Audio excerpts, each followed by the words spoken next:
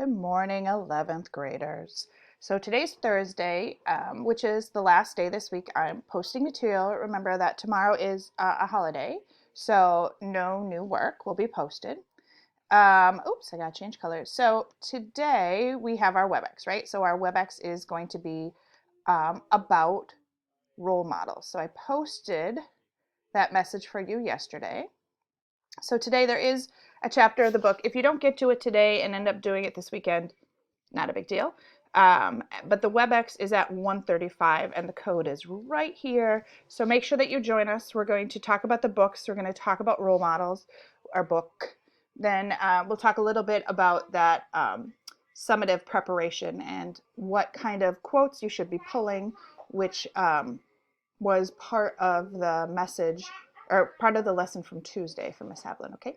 So I hope to see you this afternoon at 1:35. If you can't make it for some reason, give me a message. I will eventually be posting the video, though it takes a really, really long time to get it from WebEx, okay?